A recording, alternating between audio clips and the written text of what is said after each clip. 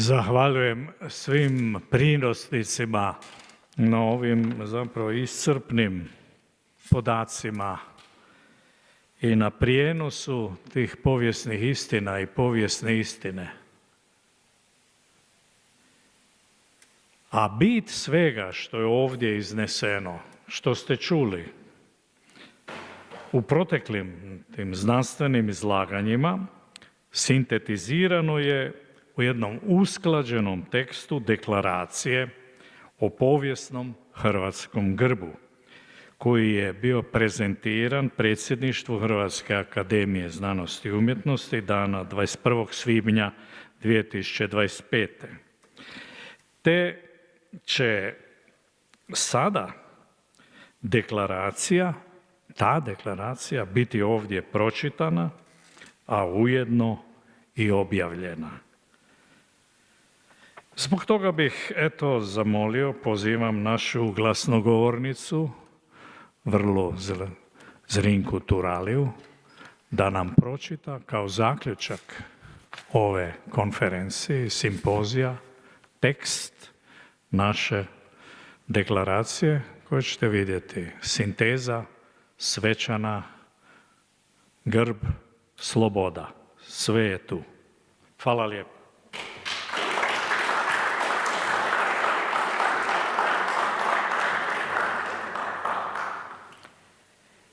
Deklaracija Hrvatske akademije znanosti i umjetnosti o hrvatskom povijesnom grbu.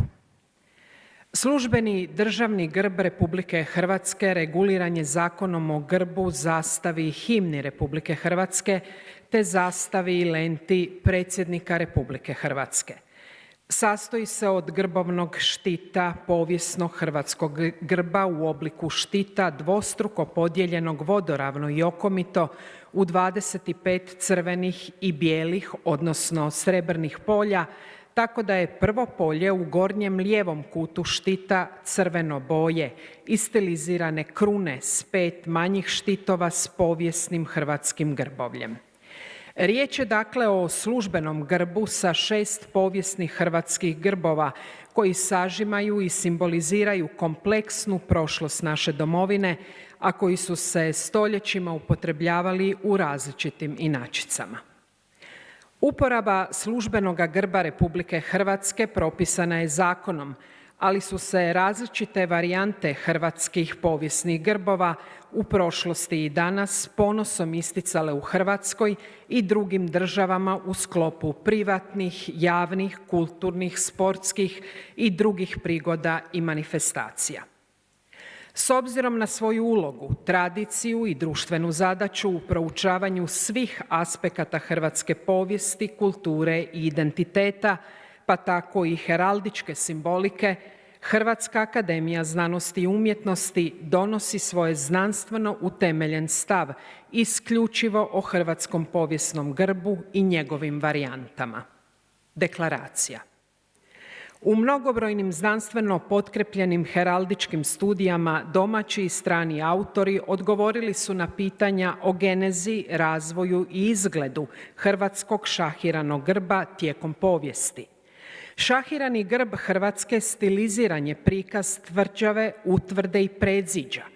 Potkraj 15. stoljeća bio je oblikovan prema tadašnjoj metafori Hrvatske kao tvrđave, bedema, odnosno predziđa kršćanstva, antemurale Christianitatis. Najčešće u varijanti s početnim srebrnim, odnosno bijelim, a završnim crvenim poljem kada je parni broj polja. Šahirani grbovi Hrvatske s početnim srebrnim, odnosno bijelim ili crvenim poljem prisutni su i korišteni gotovo podjednako još od početka 16. stoljeća. Stoga su prijepori vezani za početno polje, bijelo ili crveno, što podrazumijeva to da bi uporaba jedne varijante isključivala drugu, lažna dvojba.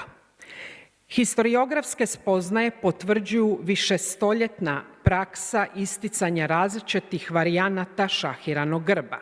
Sve to opovrgava recentne teze o posebnom značenju početnoga polja našega grba, pa se one mogu smatrati pseudoznanstvenim i politikanskim.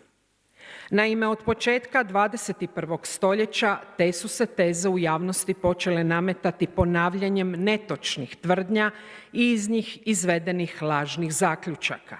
Uglavnom je riječ o zlonamjernim medijskim problematizacijama početnog srebrnog, odnosno bijelog polja hrvatskog povijesnog grba, kojega vezuju isključivo uz razdoblje Drugog svjetskog rata.